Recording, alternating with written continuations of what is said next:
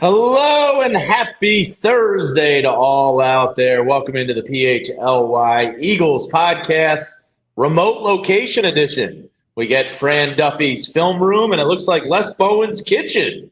Hello, how you doing, gentlemen? Great. Doing well. I'm excited. We got a lot to talk about on a kind of a little bit of a busy Thursday. Yeah, we're leading people right up to MLB opening day, and best of luck to our fighting Phils out there as the season kicks off. But Fran, Les, I wanted to start. Les's story the other day kind of hit me like a ton of bricks. And if you haven't read it yet, for diehards, head to allphly.com. Now, Les, we'll start with you because I've been in this blissful state of nothing can bother me. Nothing they do this offseason can get under my skin. Like, the Eagles won the Super Bowl. I'm good. And reading your story the other day, even when the moves were happening, and look, it's not an exciting offseason by any means. You're losing more than you're gaining. But the belief is the youth is still there as cornerstones of this franchise. But reading your piece the other day, and you can, summarize it for people that may not have read it, it kind of hit me like a ton of bricks. Like, man, yeah, this is the greatest Eagles roster we've probably will ever see. And poof, it's gone. Yeah. Well, it's not really gone, Jamie, but it is different. And it changes so fast. And this is kind of an obvious thing to say, I guess. But I wanted to rewatch the Super Bowl and really pay attention to the guys who aren't here now and kind of see how different, looking at it that way would be. And it was really different. First of all, I had to go and figure up, like 5 starters, 4 defensive starters, 1 offensive starter, and then 9 other guys that were active for the game are just not Eagles 6 weeks later, and that's the way the world goes, but it's very strange. I kind of got off on this kick when Josh Sweat was introduced in Arizona. And he said, I haven't really had time to celebrate the Super Bowl. And he was probably next to Jalen Hurts. He would have been the MVP of the game. And he's sitting there wearing Cardinals red, before it's almost like like I said to someone else, it's almost like they yanked him off the float, and sent him out to Arizona. And free agency is what it is. I mean, they wouldn't have had Saquon Barkley. They wouldn't have had Zack Baun. You can't decry free agency, but it happens so fast. The Super Bowl is so late now.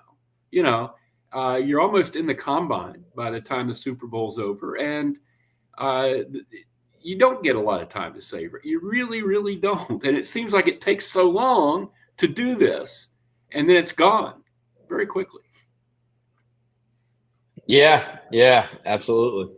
Yeah, I mean, I reflected as, knowing we were going to have this conversation and Les going through your article, I was thinking back to the night of the Super Bowl. And Jamie, you remember, the big talking point, for that show, just because it was such a dominant win, like you knew the Eagles were going to win from, the majority of the second half. You go back to even before halftime, most of that conversation was, is this the best Eagles team we've ever seen? Is this one of the best Philadelphia sports teams we've ever seen? And so, when you lose that many key pieces so quickly, it can be a little bit of a shock to the system if you haven't been keeping track of it.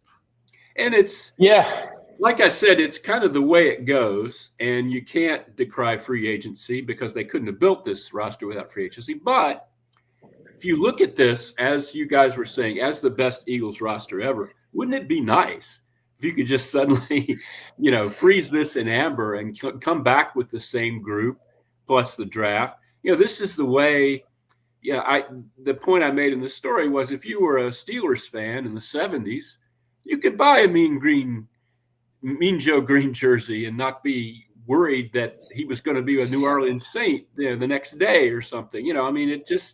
It's really different. And it makes it so hard to get back and to keep things going. I think the Eagles are in wonderful position to defend their title, but will they be as deep a team? Probably not, because it was a once in a lifetime confluence of events. You guys did a thing, I think it was actually Bo and Zach, but you guys in PHLY sense did a thing about who's going to be this year's Zack Baun. Well, I mean, I get the point, but nobody's going to be this year's Zack Baun. No. That ever happened. You know, I mean, that was the best linebacking season I've seen from an Eagle in 25 years. It'll be amazing if somebody is this year's. I mean, I hope it happens, but unlikely. Yeah, if Howie Roseman's able to find a cheap free agent kind of position, borderline change player that becomes an all-pro, just insert him into Canton, Ohio right now. Don't even wait. In the executive wing you go, because that would be incredible. Look, I was kind of the driving force, Fran. You mentioned it. Like, I brought it up to Zach and Bo after the game, and I was like, mini dynasty, ? And, you know, Zach and Bo and Les and the vets that have been around the locker room are kind of like, whoa. You know, like, it's really hard to do that type of stuff. But I think the reason everybody feels great is because, look, defensive line is the biggest position where you took a hit. But you have guys behind them. You have guys that stepped up that look like they're ready to emerge. Some of these guys, Nolen Smith in year 3, Ojamo will be year 3 as well, right? So some of these guys are kind of lining up perfectly with like the career kind of takeoff point. I still feel damn good about their chances, not only to make another run at it, but to sustain this for a long time because of Fran, how well they've drafted the last couple of years. Yeah, I mean, and that's the plan, right? And that's what, you know, we were doing a show. It was late in the free agency process. It was like a week ago. It could have been a month ago. Would have been a year from ago. Who's to know? Who's to say? The time is a flat circle right now. But either way, it was after a bunch of these guys had left, and you know, Zach and I, you know, we had said on the show, it was like, look, at the end of the day, you still have Jalen Hurts and A.J. Brown and Saquon Barkley and DeVonta Smith, and you still have this offensive line, and you still have Jalen Carter and Nolen Smith and Zack Baun and Quinyon Mitchell and Cooper DeJean. You go down the list. Like, it is a very talented team, but yeah, they're going to have to replace some key players. And look, you know, who's to say if Matt Pryor is not this year's? I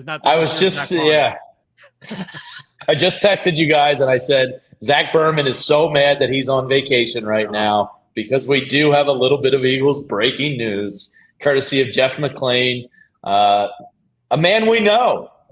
Matt Pryor returning to the Eagles on a 1-year deal.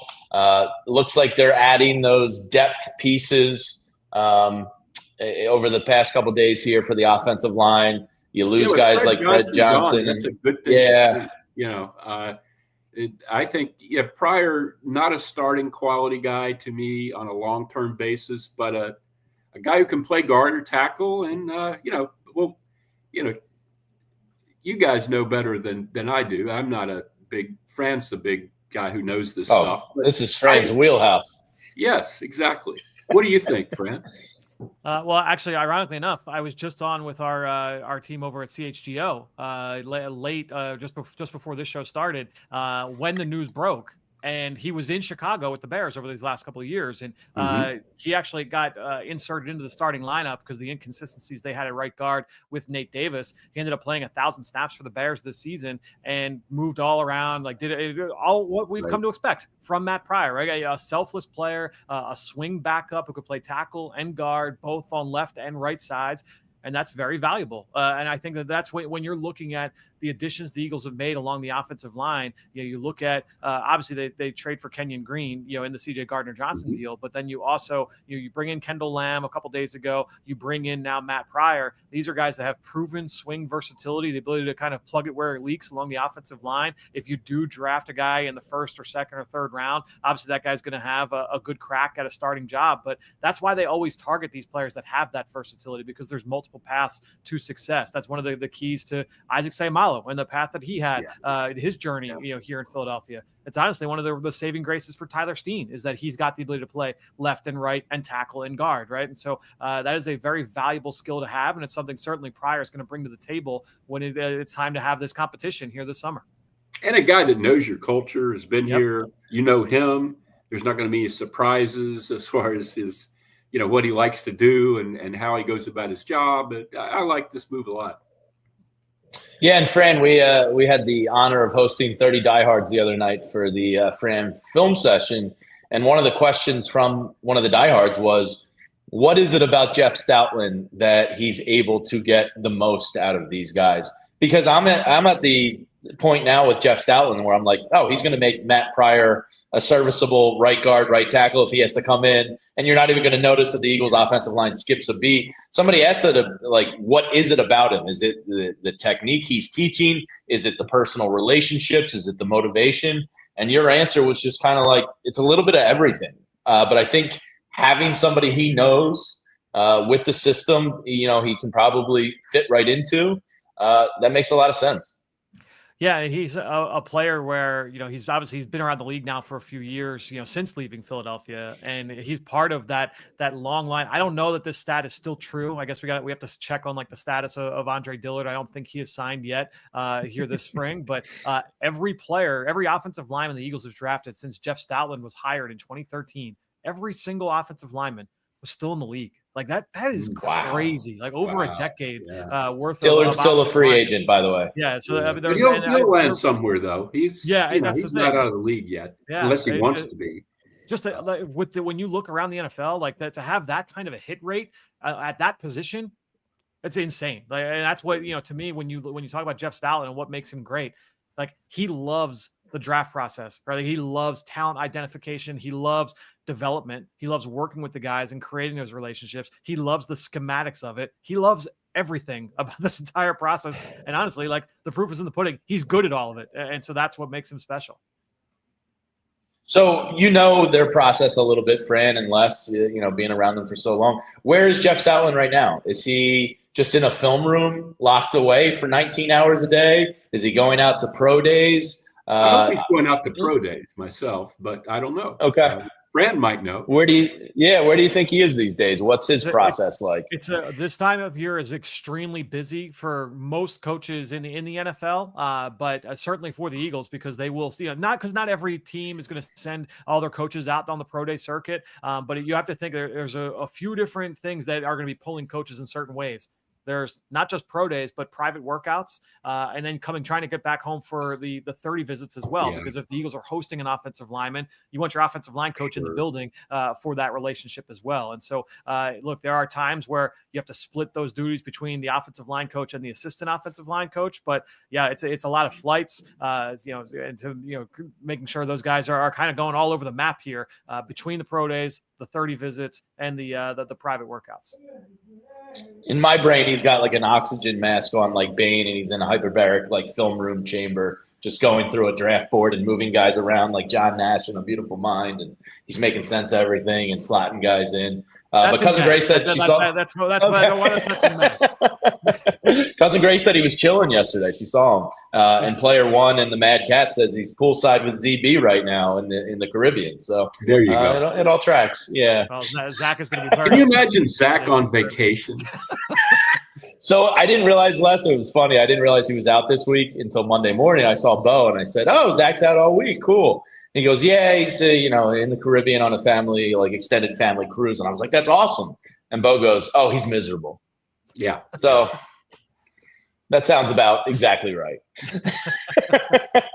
I picture like 40 people in chaise lounges by a pool and one guy in a suit squinting at his phone trying to.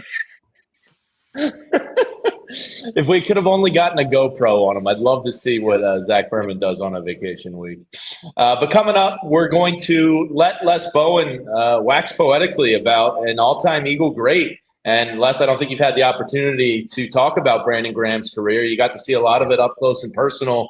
So after we tell you about some friends here at PHLY, we'll get right into that. And let me tell you about TrueMark Financial. They're headquartered right here in the Delaware Valley, right in Fort Washington, and they have 24 area locations all across the area. I drive by 2 or 3 on my way into work, and if you have financial goals, like maybe buying a house, taking that dream vacation, an emergency fund. I'm saving for my kids' college tuition. So when you talk to the people at TrueMark Financial Credit Union, they can figure out the perfect savings account for you. They offer high rate certificates and money market accounts to help your money grow faster and work harder for you.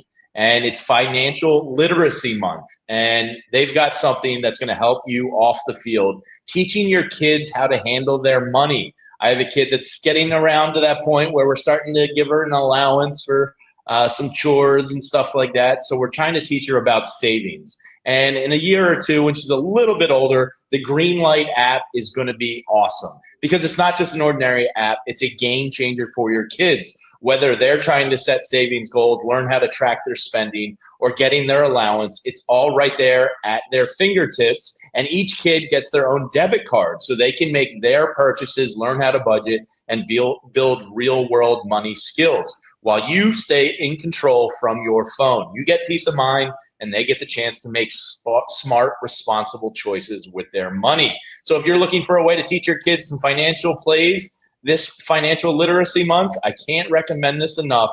It's like training for life's biggest game. Head over to truemark.com/greenlight to get all the details and sign up today. Don't miss the chance to set your kids up for financial success.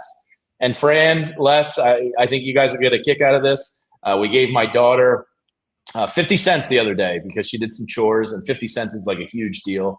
And she got the 50 cents, and before she put it in her piggy bank, she said, we were talking about the pool this summer, and she's like, I have all the money I need for the pool this summer. Like, I don't need any more. And she has like $750 in the bank. That's going to be gone in 3 days at the pool snack bar. So teaching your kids financial literacy is always a good thing. Yeah, good luck. Good luck with that. I'm still a couple of years away from Francis understanding all that.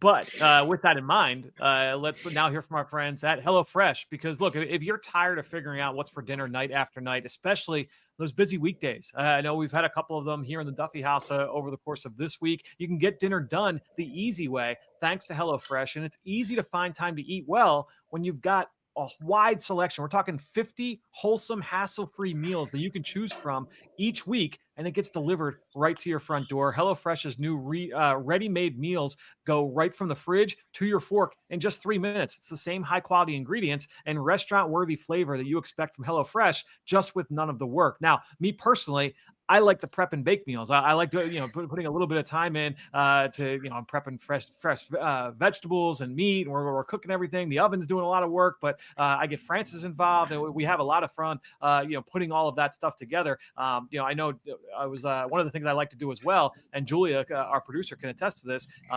We were on Tuesday. I came in and I was like, oh, well, I need to have some lunch. We had the draft show at 12. We had the Eagles show at 2. I have a very short time in between where I can get something to eat. Well, I had some leftovers from the night before from our HelloFresh, where we had it was like chicken thighs and rice, and it was like some sauce on there, some vegetables.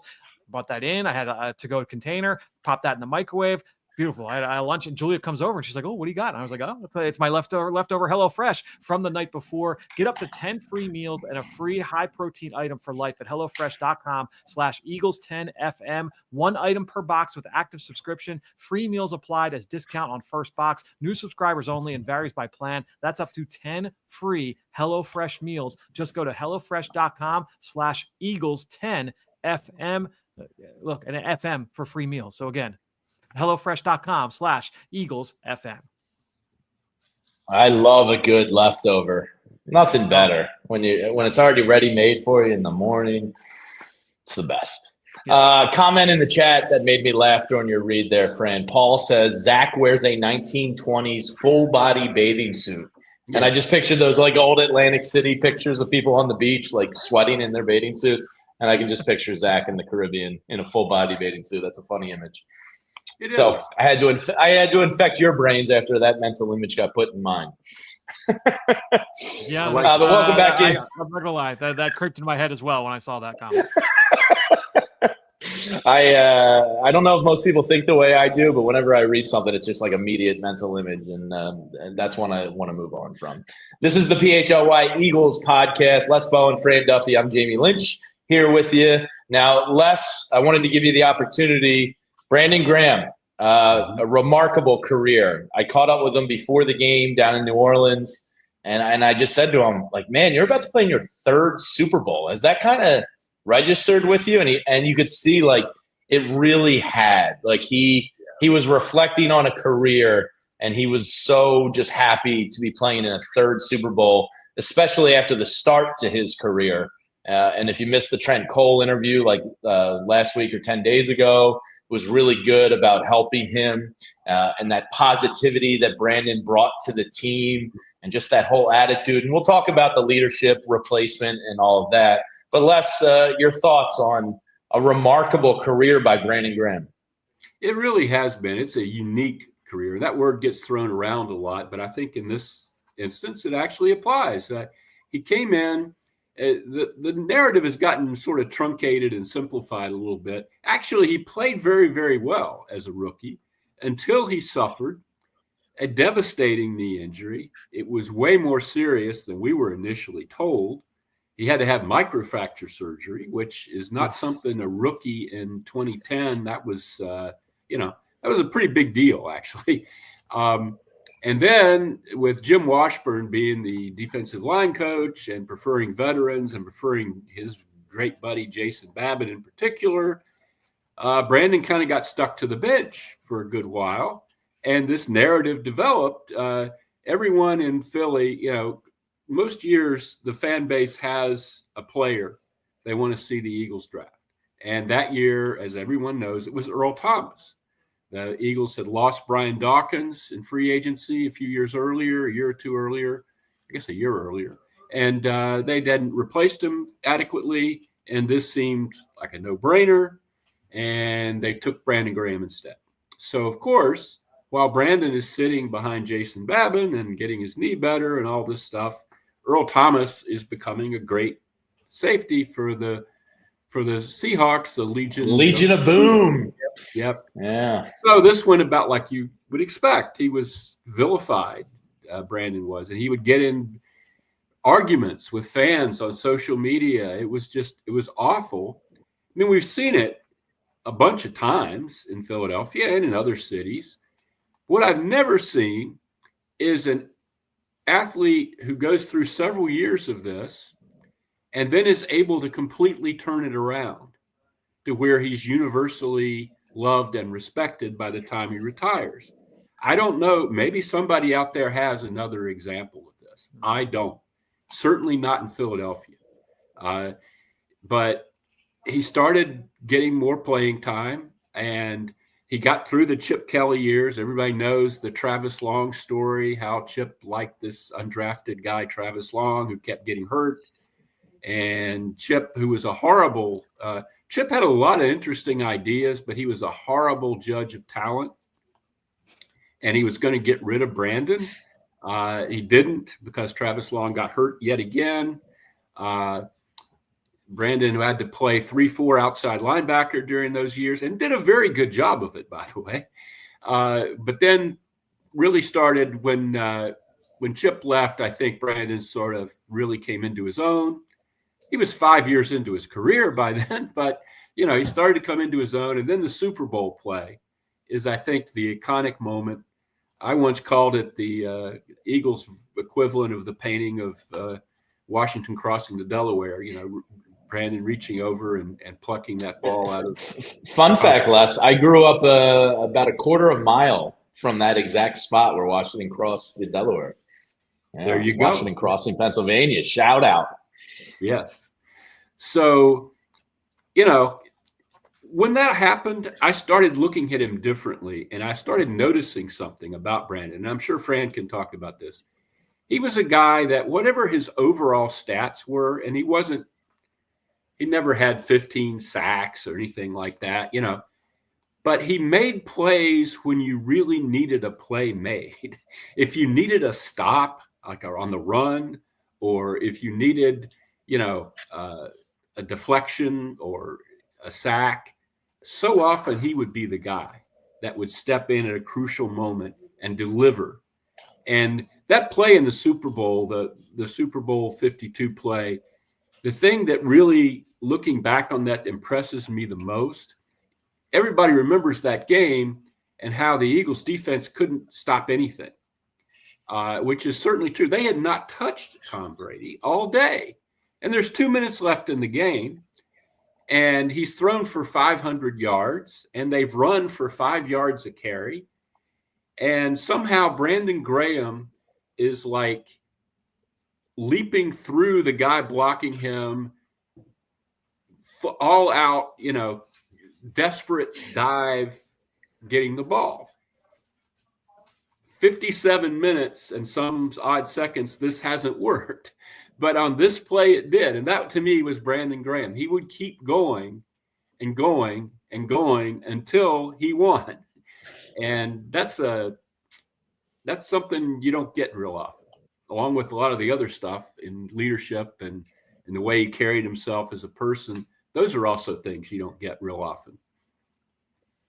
I was on my hands and knees, Fran, at that point at my house party when Brandon made the iconic play. About 24 people downstairs, but I watched the first touchdown up in my bedroom on a 13-inch television, and I convinced myself it was good luck, so I ended up leaving the party on my own upstairs, and as Brandon was making that play, I was on my hands and knees because I was still a Negadelphian. I still thought the Patriots were going to come back and do it. Oh, I did too. I was there in Minneapolis. I thought that. Yeah. I was on the verge of puking, and Brandon Graham saved me. I heard you talk about him, Fran, last week, and what a career. But that presence that's going to be missed in that building, Vinny told us stories about in the meeting rooms. You told us how he would go out of his way to talk to the cafeteria staff and the Eagles media departments. That is such a unifying force outside of the football field. It's hard to replicate or duplicate that. I do have slight concerns that just that presence alone, that positivity, that influence is going to be severely missed. And you can replace leadership in different ways. I just don't know if you can, duplicate that ever. Yeah, I mean, and look, we had the same conversations, a little bit different, obviously, because all these guys are individual. But it's a year ago when they lose Jason Kelce, you lose Fletcher Cox. All right, they have to replace those guys not just on the field but off the field as well. And so you require those young guys that are going to have to take that next step. And this is another example of that. They're going to need other young guys to kind of pick up that BG mantle and become that kind of a presence. And it might not be that they don't need to swing by accounting and say hi, what's up to everybody, right? They don't need to be that, but and certainly from a football side of things, the leadership in the locker room, you're going to need someone to take that on. And so maybe that is Nolen Smith, right? Whoever that is, somebody in that room is going to have to take that on and become that player for this defense. Yeah, who you see in that role, Fran. I was just going to say, any indication? Nolen seems like he's got that crazy kind of infectious. He's going to run through a wall, so I'm going to run through a wall. I guess my fear with BG is just when you have such a positive force like that, when things get hard, when a losing streak happens, when something gets leaked to the media that shouldn't have, I feel like he was the stabilizer of it. Does that just automatically fall on Lane Johnson now? Because that's not really Lane, right? He's not a bubbly, joyous person that's going to – maybe he unifies everybody in a different way. But, that's a big presence gone. Landon Dickerson, Paul mentioned, seems to be that kind of pump-up guy. Any idea who that kind of falls to? Does it not get replaced in a way? Yeah, they've seen Jordan Mailata take some strides in this area as well. When you think about, all right, when things go bad, and the media descends upon the locker room, who's going to be the voice of the team in that way to kind of be that outward speaking voice? I think that you're looking at Lane, you're looking at Jordan. I think that those are kind of the seasoned vets at this point. You're looking at, I think Landon is certainly in that role. I think DeVonta is someone that you're going to lean on to be that kind of a guy. Certainly Jalen, but that's just going to be a little bit different, right? So just him being the quarterback and the separate podium sessions and things like that. But it's something that they're going to have to continue to develop, some of these guys. And I think that goes into the types of players that they seek out to bring into the building. There's a reason why you're constantly looking for those kinds of guys, is that, as the old guard kind of phases out, you need to replace them. You know that you need to find guys to take that next step in that way. I kind of think about now that he has the contract, maybe Zack Baun. And because I think it can't all be on one side of the ball, right? I mean, sure. Leadership is leadership, but to me, over the years, it seems like you have defensive leaders and offensive leaders, and sometimes the defensive guys aren't really that attuned to what the offensive leaders are saying and so forth. Baun, maybe Cooper DeJean, even though he's still really, really, really young, he seems like that kind of person. Maybe Blankenship, too. But I do think they've got to get that. It's really a huge part of their success. And to that point, Les, I know Bo has made this point, and I think Sirianni's buzz cut just brought it up. To Zack Baun, aside from kind of knowing that they were going to re-sign him by miking him up in the Super Bowl, like it was clear that he was going to be a priority of the team. Him being mic'd up in the Super Bowl, kind of shows you that maybe he is that guy on the defensive side of the ball. Because to your point, offensively, Mailata and Lane seem fine. But defensively, and that's kind of the title of the show today is like the young guns taking over. Man, this defense is young. It's awesome because we believe in so many of these guys. But this is a young defense, which is a good thing. But that role needs to be filled. So maybe it is Zack Baun. Yeah, speaking of their youth, I was really glad to see them sign Adoree Jackson the other day. Not because he's a great corner, but because they needed a corner who's older than 23. That was scary. That was really after they let Slay and Rodgers go. You can't have a room where Keely Ringo is the veteran or something. You got to have somebody there that's done this a few times. And even if Jackson doesn't start, and I doubt that he will, frankly, unless somebody gets hurt. I think if he does, it's a problem, Les. Yeah. Although I've seen him play well, not so much for the Giants, but yeah, you're right. In the long run, you're right. Yeah, and even though Keely Ringo is the vet in that room outside of Adoree Jackson, we have to remember wild. That he is in fact younger than Quinyon Mitchell. That's a little known fact. Wow, that is crazy. Les, what are you sipping on there? Is that a little iced tea? Iced tea, yes. Sweetened or unsweetened? I'll talk iced tea with you all day. Okay. Yeah, I'm from the South. I am a China Mist iced tea brewer. I go unsweetened with a half a lemon in my iced tea, no sweetener. Well, I make it in the coffee maker. 8 tea bags, makes about 3 quarts altogether. A little bit of sugar, let it cool, put it in the fridge. Yeah. You ever go Arnold Palmer's? The kind of iced tea you get in restaurants is it's crap. You can see through it. If you can see through it, it's not really iced tea. It's water. Now, Fran, you got the jug of water at all times. Are you at home in the film room, water only, or do you have an at-home beverage of choice? I go coffee in the morning, and then usually, so I'll chug a big cup of water when I first wake up and go downstairs, before I walk the dog, try and drink as much water as I can early, then come back, have at least 1 cup of coffee. I fill this thing up, and then I try and fill this up a couple times a day. Then if I'm feeling it later, if I need to, I'll have a Coke or something like that if I need a little pick me up in the afternoon. But that's the typical order of operations here. There you go. Yeah. Les, we had a heated Coke versus Pepsi debate in the office on Tuesday when Fran was in. Would you like to weigh in on Coke versus Pepsi? Got to go Coke there. Yeah. Yeah, Les knows ball. That's a fact. Yep. Our GM Vince stocked the fridge with Pepsi, and I had to call him out on it, and then the whole office supported me, and I think he went back into his Pepsi show. Yeah, it's just no good. I might have to start bringing some iced tea up to the offices, though. I'm a big iced tea guy. All right, coming up next, we're going to take a quick break, tell you about some friends here at PHLY, but Fran has an awesome article up today on all PHLY.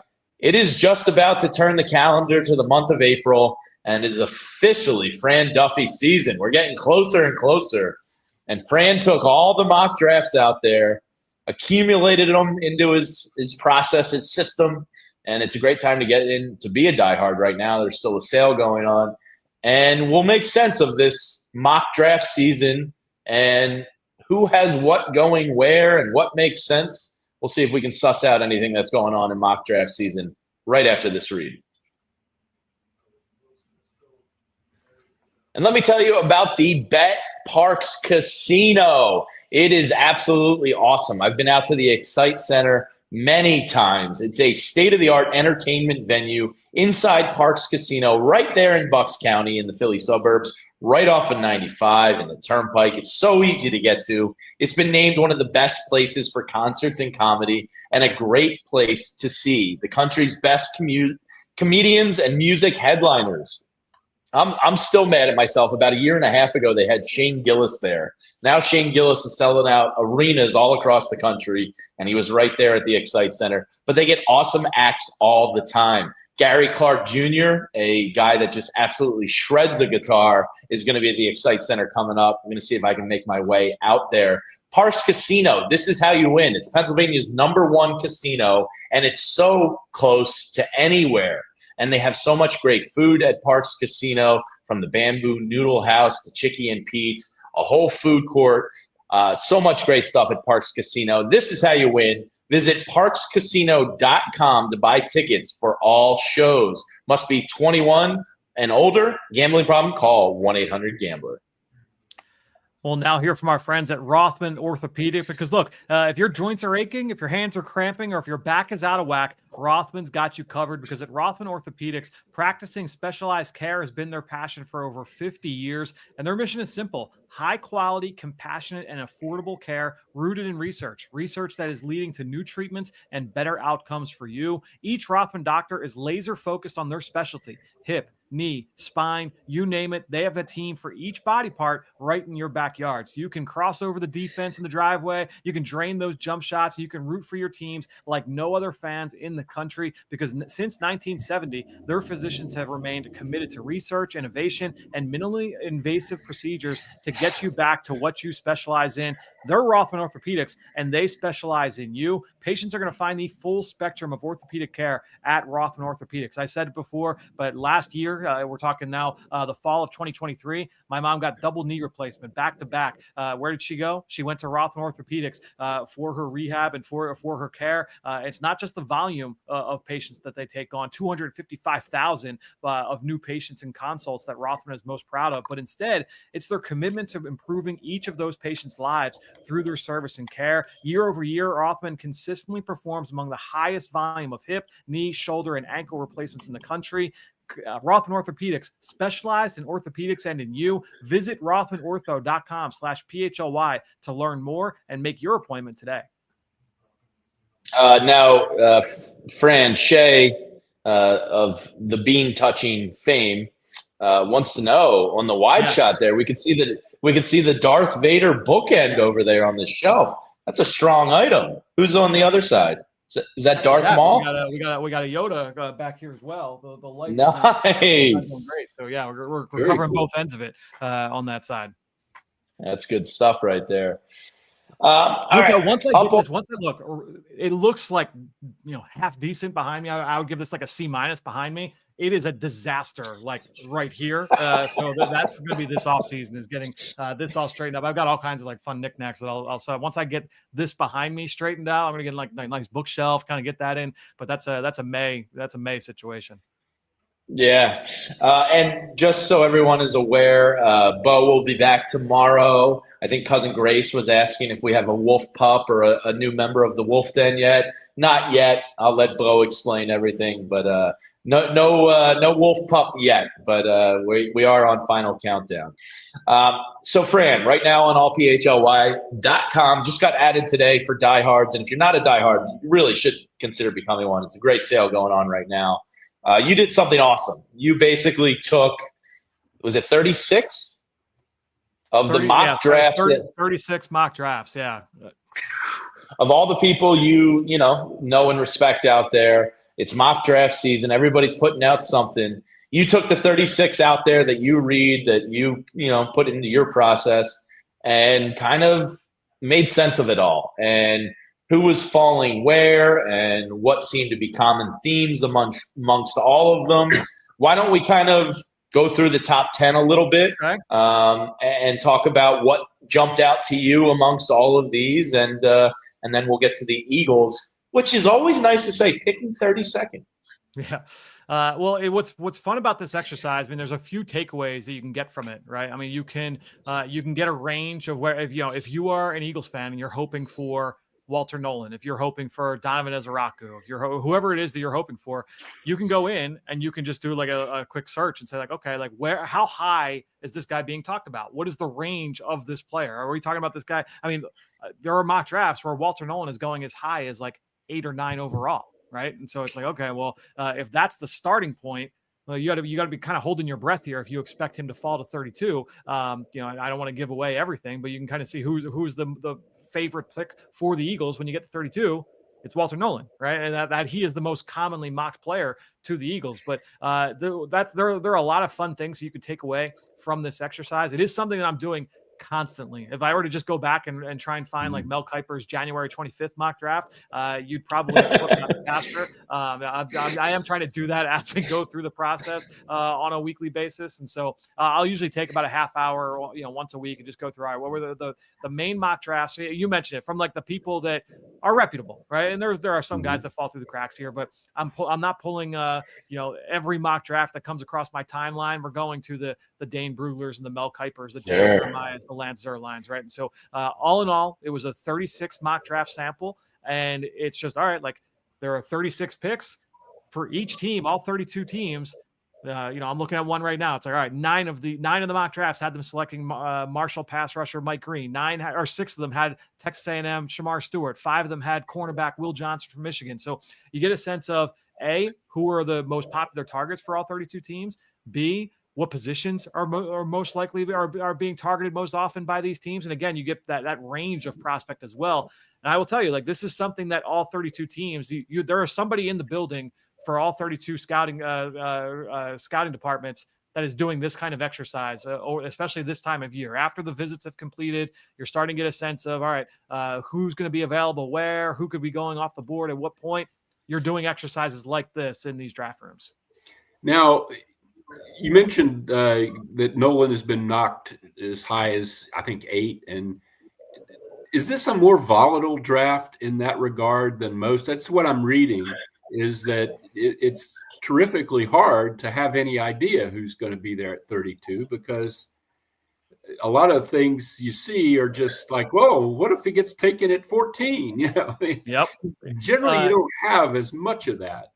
Right? Yeah, this is a draft because people all the time like, oh, like what do you think the Eagles are going to do at 32? And I'm like, I don't know what's going to happen at 7. It's so hard to predict, and there are a number of teams. That's what's fun about this too, is you go team by team. There are some where there's it's kind of streamlined, right? Where it's like, all right, the Tampa Bay Bucks. There's been 30 again. Jahad Campbell was the pick in 13 mock drafts. The next guy after that is 3. Right. So it's like, okay, most people have them taking Alabama linebacker Jahad Campbell. That's like the runaway selection. But there are a lot of teams, Les. I'm going as high as number 11, San Francisco 49ers, right? Usually at this point, it's late March. You're getting an idea like top 12, top 15, where guys are going to go. I'm looking at the San Francisco 49ers right now in this mock draft. 3 different players got 5 votes. 1 player got 4 votes. 1 player got 3. 1, 2, 3. 3 players got 2. And then there's like a list of 10 that got 1. No one has any idea what the San Francisco 49ers are doing at 11 overall, right? The Dallas Cowboys, it's the same thing. You go to the Miami Dolphins, it's the same thing. It's going to be really, really difficult to peg this draft. And look, here's what's happening right now. Pro days are coming to a close. Pro days are wrapping up. And during these pro days, representatives from all 32 teams are descending on Texas and Alabama, and they're all getting together, and you see each other in the morning and you see each other in the afternoon, and you might see them at night, and then you see the same people the next day. And it's a flow of information, because not only are they there on these campuses, but you get media types at these campuses as well. So the insiders and the reporters, they start to get some of this stuff. But then more importantly for me personally, selfishly, is now that scouts and teams are getting off the road, now they can answer my calls. So now we can get on the phone and have more of these. Because I was talking with a lot of these guys. We'll say like January, February. You get to the combine, you meet with people. Now it's usually like, hey, like after pro day season, we'll catch up again. So now you start to get a little bit more information, and you get some more intel that way, in terms of what people are hearing. And so now these mock drafts, as we get closer, you start to think that they'll get a little bit more on the nose about what we come to expect. I still think, though, this is going to be a very tough draft to be able to predict. I think there's going to be a lot of variance here with how these players are seen and how these teams are going to find their first-round picks. Plus, it would be a little bit surprising to see the Eagles actually draft at 32, right? Right. I mean, usually you either trade down to the second round or you try to trade up to get a true first-round talent. What do you think, Fran? Do you have any idea what they're looking for there? Yeah, I think that, this one is going to be so fun because when you have a draft like this, and we talked about like the ambiguity and like the fact that, player 8 through 30 are so similar, what that result, I think that you can look at this one of two ways. Either there's not going to be a lot of trading at all because all teams are, they know who the top 4 guys are and that's the one tier. And everybody's going to say, oh, well, I'm not going to trade what's required for me to move up if I have a similar type of player fall to me. The other aspect of that, though, is if there's that next chunk of players, let's say player 5 through 10, 5 through 12, whatever that is, where there might be some variance. And now let's say if you are a team like the Pittsburgh Steelers at 21, if you are the Minnesota Vikings at 24, if you're the Eagles at 32, and you get into the teens, you get into 15, 16, 17, 18, and now it's, hey, you know what? This guy is a top 8 player for us in this draft. He's the only one left in this tier. Let's make a move up to go get him, right? And that's where it goes down to like the Nolen Smith pick, where it's, hey, you know what? Like, this is a guy we would have felt comfortable with taking at 10, right? And he fell to us here. Right. We hear teams say this all the time, and I think it kind of gets laughed at. It's like, oh, yeah, okay.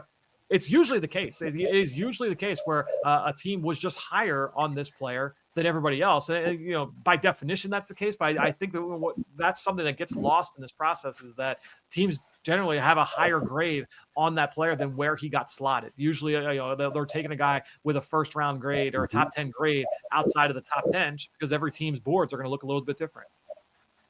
So if I ask both of you, I think the obvious answer from most Eagles fans would be that they trade back. Is it more likely they trade back or a guy slips and with the dearth of compensatory picks they have in the near future, they have a ton of picks coming up. Could it be more likely that they move up for somebody that they really like?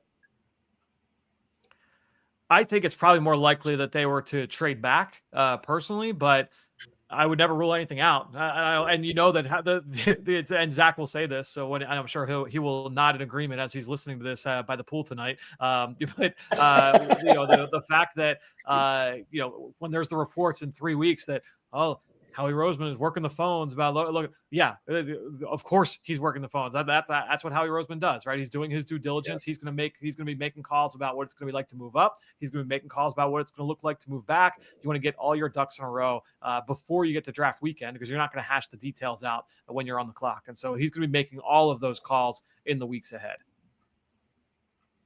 Yeah, I was just thinking when you were saying, it's such an unpredictable draft, 7 through 30.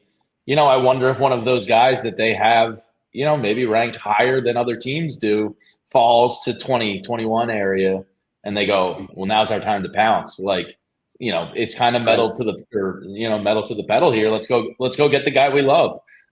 So I think with all these picks they have coming and the compensatory picks from I know those are 2 years away still, but it's just refueling the pipeline.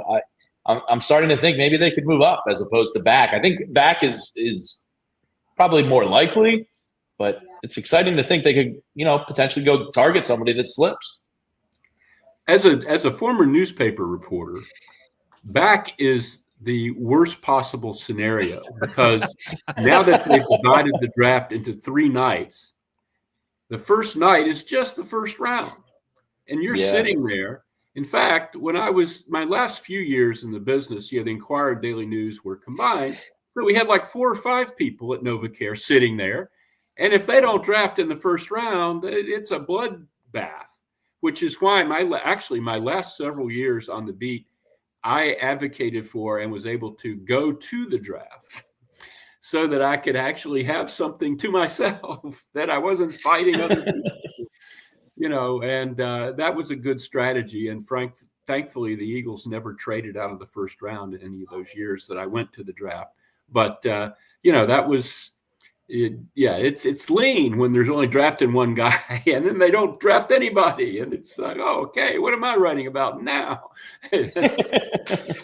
So, Les, in all the years you covered the team, what's the most memorable draft experience that comes to mind for you? There have been a whole bunch of them, but we mentioned his name earlier, and it got me thinking about this again. Andre Dillard in 2019.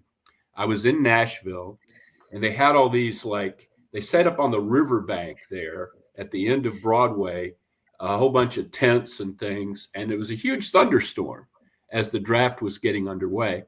And it turned out Andre and his family were sitting under a drip of water during the draft, which somewhat dampened, pun intended, his draft experience. But the thing that I really remember is, so Andre was supposed to be like a top 10 pick, right, Fran? That was the deal.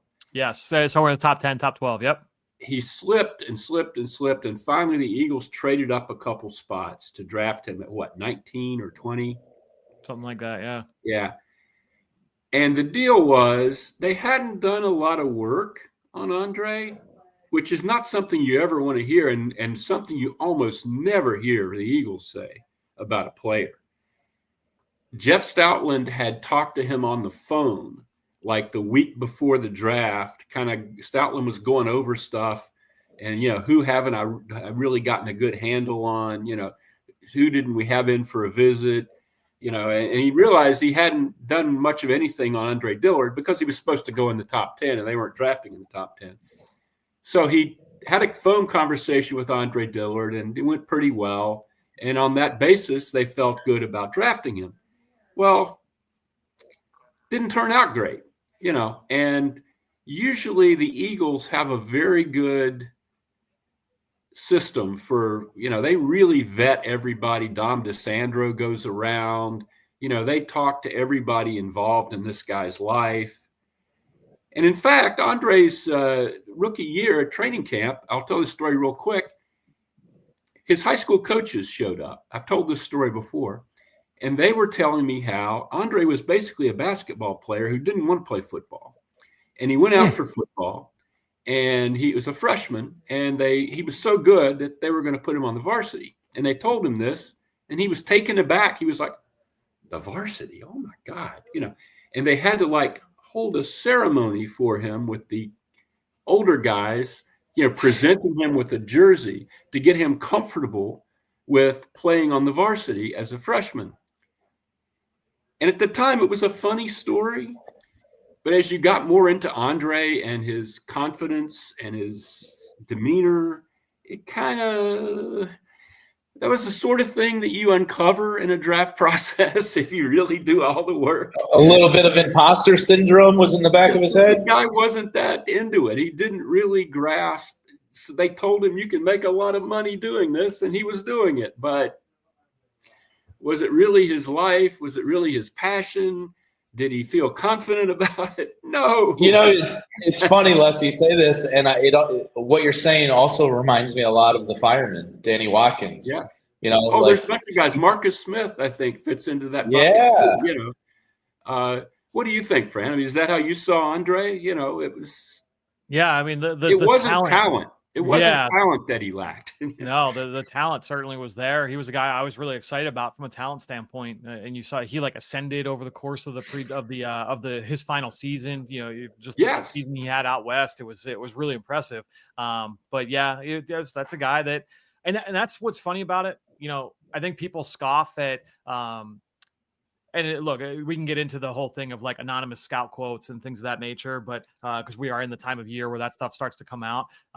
But there is a gut feel to a lot of times when teams have these meetings with players and they bring them into the building and you meet them at the combine, you talk to them at the pro day, you take them to dinner. You're trying to feel these guys out to get a sense of exactly what Les is just talking about, right? To really kind of get a sense of, all right, is this guy not even is he truly committed to football, but is he a fit for us? If he's not, what would he need in order to be a fit? It's the job. I think we talked about it on the show earlier this week, but that's the job that for area scouts, that's priority number one for the area scout now, in today's NFL. It's not necessarily like the on-field evaluation. Teams have enough people that are going to be writing reports on these players, right? So there are enough sets of eyeballs that are going to be watching, Walter Nolen, the defensive tackle from Ole Miss. How he's going to watch him. You got 4 assistant GMs are going to watch him. 2 college directors are going to watch him. Your over-the-top scout's going to watch him. The defensive line coach, the defensive coordinator. There's going to be a lot of opinions on Walter Nolen's film, but the go-to source for the character piece is going to be the area scout.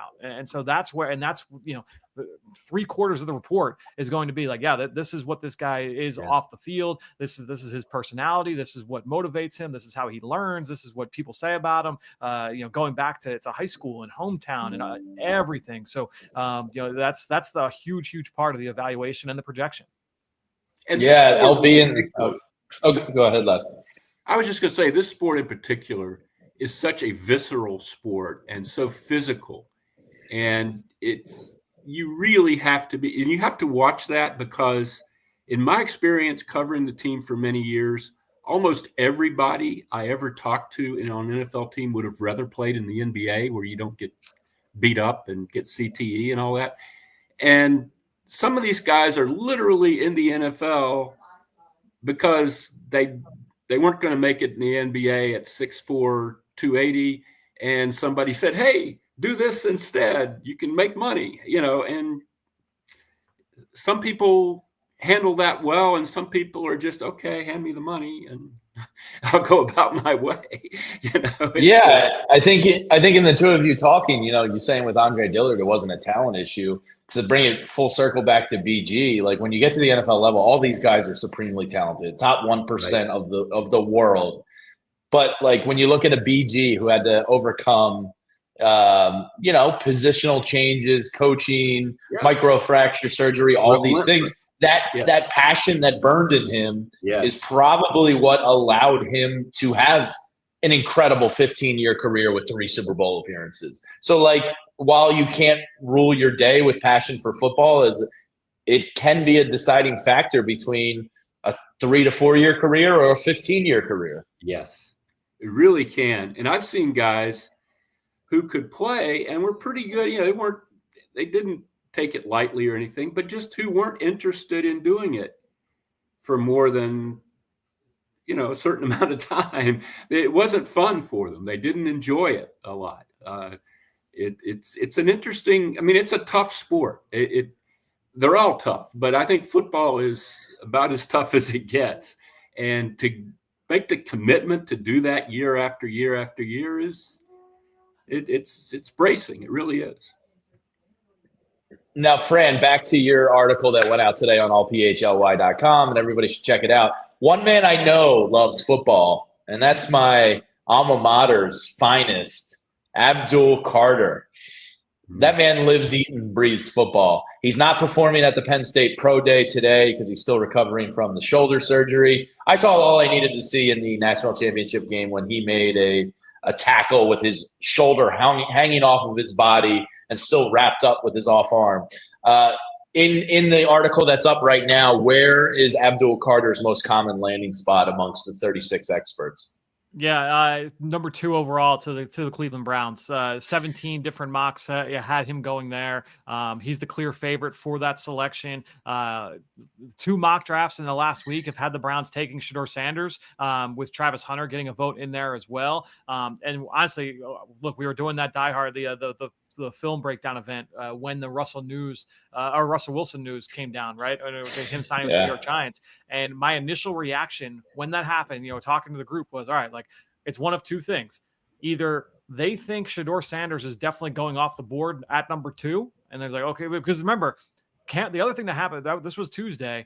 That was the same day as Cam Ward's pro day. And what did we talk about earlier? It's like, all right, you go to these pro days and it's not just about, they're getting eyes on the quarter, but it's information gathering. It's information. It's flow of information. So literally like a few hours after the pro day finishes, the Giants go, and by the way, the Giants were on hand. The Giants were, Joe Shane was there, Brian Dable was there at the pro day, as were everybody from Tennessee. Cleveland had people there. Everybody, all 32 teams were represented at Miami's pro day. But a few hours later, the Giants go and they sign Russell Wilson a couple days after they had signed Jameis Winston. So To me, that says to me, okay, it's one of two things. Either they Andrew Berry's heart was cartoonishly pounding out of his chest at Cam Ward or Shedeur's pro day, or no. To me, it's okay. Either the Giants know that they are not taking Shedeur Sanders at 2 or just period, or at 3 rather, or they're just not taking him period, or they know Shedeur Sanders is going to be off the board in the top 3 or in the top 2 picks, and now they're kind of they're stuck without a chair for musical chairs. And so because to me, like, real quick, Fran, we're going to head to overtime here on the show, and we'll continue this conversation.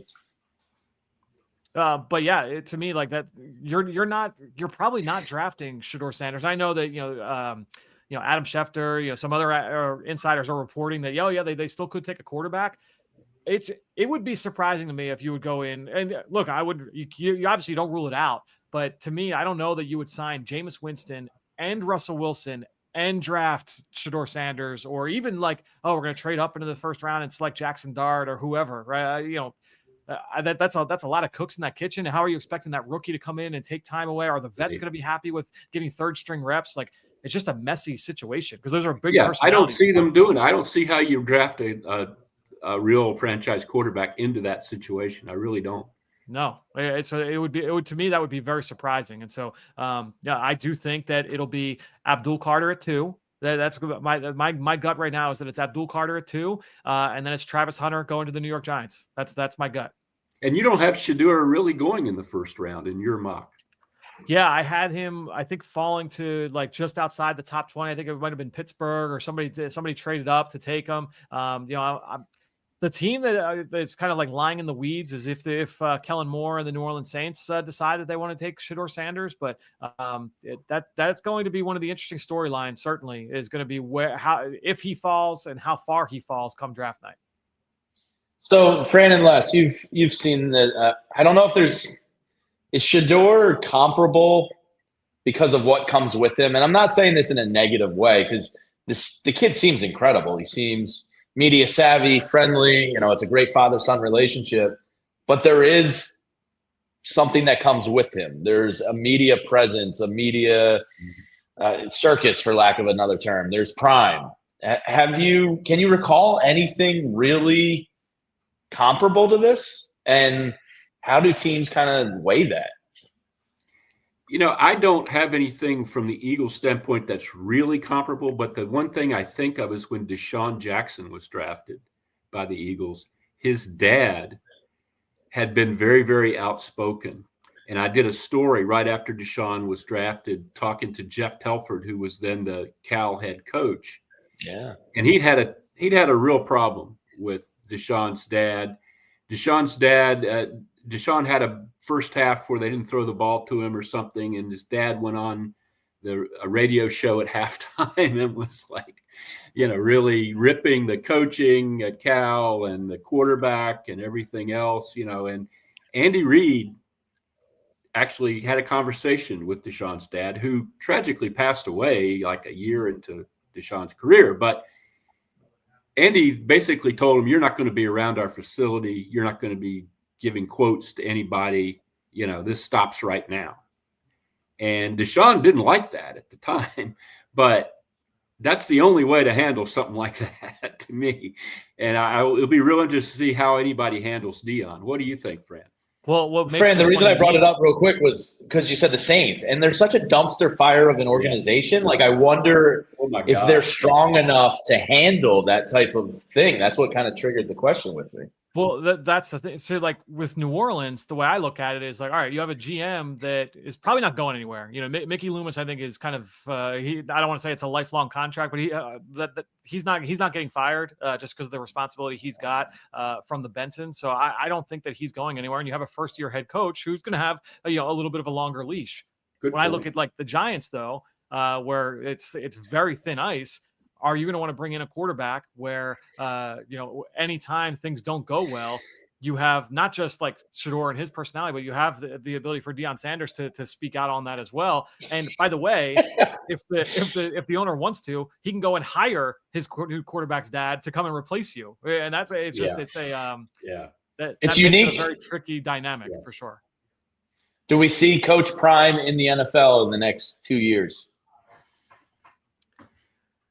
I think that when you're looking at Colorado, I'm interested to see like what that team looks like this year. My guess is if do they make that big jump? You know, do they make another step? I mean, they lose a lot of talent this year. Obviously, you lose your starting quarterback, but you lose Travis Hunter, the Heisman Trophy winner. You lose. They're going to have a few other guys that are drafted on day 3. You know, and so you're losing a decent amount of talent from that team that was, you know, just outside looking in terms of like Big 12 championship.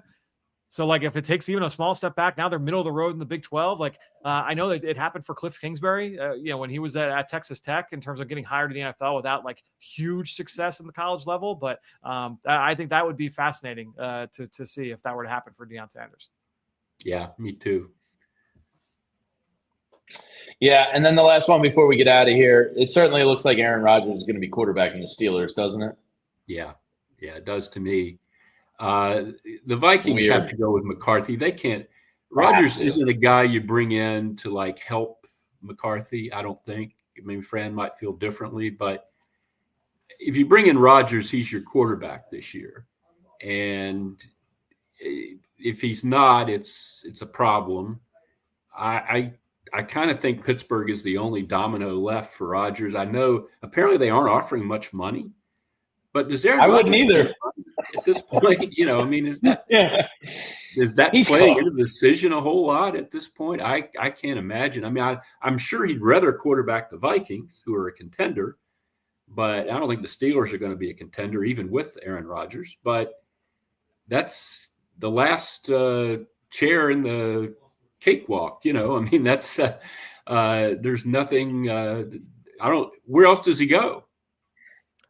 Yeah, that's honestly, I would say just for like entertainment value, being able to see Aaron Rodgers with DK Metcalf and George Pickens would be worth the price of admission. That would be a lot of fun. You know, him calling out his receivers post press conference, like you can do it. Like Mike Williams, from what I understand, is like a personality where like, yeah, you could do that, and it's like water off a duck's back. Like he's fine with that.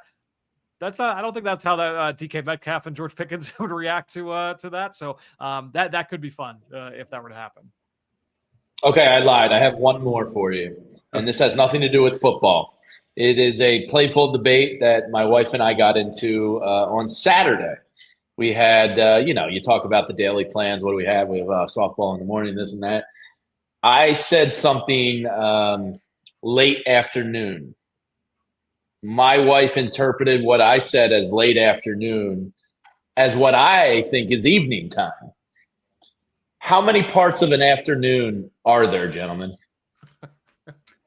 You asked me to define late afternoon. I would say late afternoon is like after 4 and before like 6-ish, probably.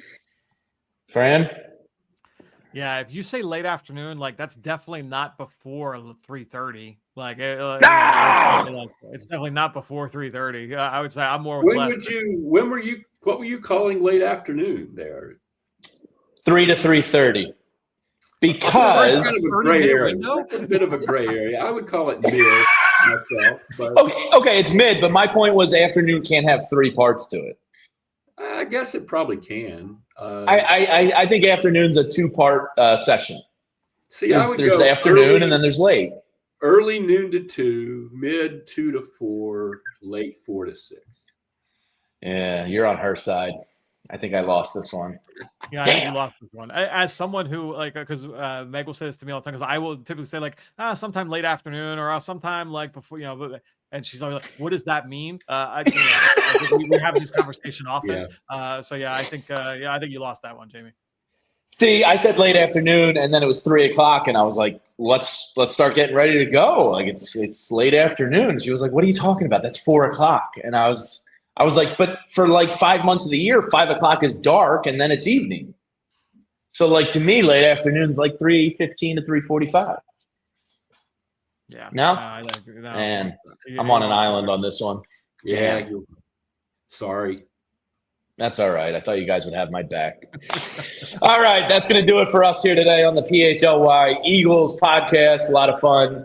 Seeing the Bowen family kitchen, seeing Fran's film room, and I am, of course, here at the PHLY offices. Bo, myself, and Rich Hoffman will be back tomorrow as Zack Baun just yells at the clouds of the beautiful Caribbean around him that he is on vacation and he couldn't break the Matt Pryor news. It's eating him up inside. But we'll be back tomorrow here on the PHLY Eagles podcast. Thanks, everybody, for tuning in. Hit that thumbs up button on your way out of here. And don't forget, great Die Hard sale going on. If you want to get all the great writing of Les Bowen and Fran Duffy and Zach Berman and Bo Wolf, plus the rest of our incredible staff here, great time to get in. And we'll see you soon. We all silly like the mayor.